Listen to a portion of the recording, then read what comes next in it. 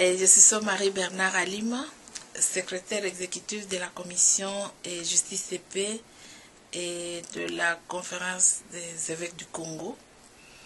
Et je travaille pour la commission au niveau national et je travaille pour cette même commission Justice et Paix au niveau sous-régional pour le Rwanda, le Burundi et la RD Congo. Par rapport aux problèmes qui se posent dans l'est du Congo, où il y a eu beaucoup de cas de violences sexuelles, et des enfants presque abandonnés parce qu'ils naissent des viols, et des communautés, de grandes communautés traumatisées à cause de cette situation qui a paralysé la vie communautaire, des gens qui sont partis parce que déplacés. On s'est posé la question de savoir ce qu'il faudra faire. Notre commission s'est posé la question de savoir ce que nous pouvons faire dans tout ça.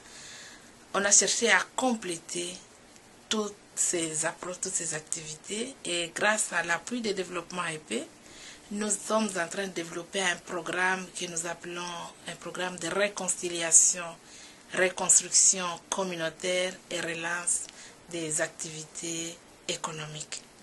Pourquoi nous avons opté pour ce programme? C'est à partir d'une enquête que nous avons menée d'abord sur le terrain sur le lien entre l'exploitation de ressources, les violences sexuelles et la présence des groupes armés. Et il y a une corrélation entre l'exploitation de ressources et la présence de groupes armés et les violences sexuelles. Mais aussi, nous avons constaté aussi que la question de violence sexuelle ne peut pas être abordée seulement comme une approche individuelle. C'est-à-dire s'intéresser seulement aux femmes, mais il faut une approche communautaire qui pourra faciliter l'intégration sociale de la femme, mais aussi la guérison communautaire et de la femme et de l'homme. Et c'est ça un peu qui fonde justement ce projet qui nous a été dicté par les souhaits des communautés.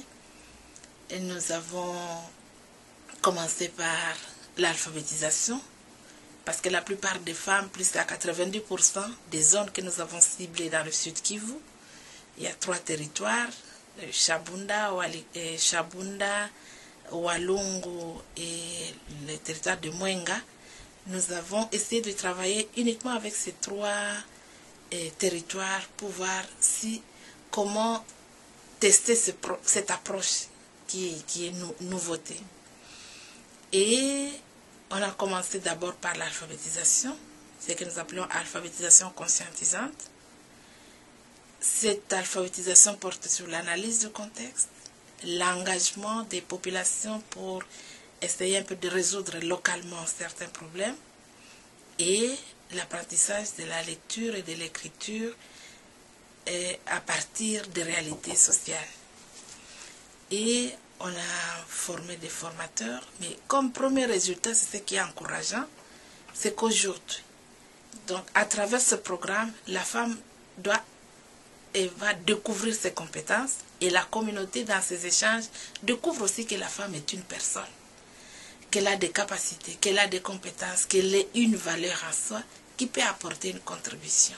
Et premier résultat qui n'a pas traîné, pourtant on a commencé il y a quelques mois seulement, nous avons une femme qui est responsable d'une collectivité, une première. Elle a suivi l'alphabétisation et les gens ont découvert qu'elle peut être aussi chef d'une collectivité. Pour nous, c'est ça. C'est-à-dire, on ne dit pas élève, non, on dit comment agir positivement. Aider la femme à se découvrir, à proposer ses valeurs, et la communauté va la reconnaître comme telle à travers ses compétences. Et moi, ça me réjouit beaucoup parce que c'est une première qu'on ait une femme qui est chef d'une collectivité, mais il y a 6 mois, elle était vraiment complètement analphabète. Mais maintenant, avec tout ce processus, toute la communauté l'accueille. Alors nous croyons, et ça nous aide, nous croyons qu'en mettant les hommes et les femmes ensemble autour d'une activité de développement communautaire, ils apprennent à se découvrir les uns les autres, à s'apprécier en tant que valeurs et à mettre ensemble ces valeurs pour construire leur communauté. Et c'est aussi à la fois pour nous une action préventive, parce qu'on aura formé une communauté autour qui met au centre la valeur qui est la personne humaine et non pas les intérêts des individus. Et c'est ça la première étape de notre programme. Nous pensons que le programme ou cette approche va réussir parce que la deuxième étape maintenant va porter sur les aspects de microcrédit, de réhabilitation des routes et des sites agricoles.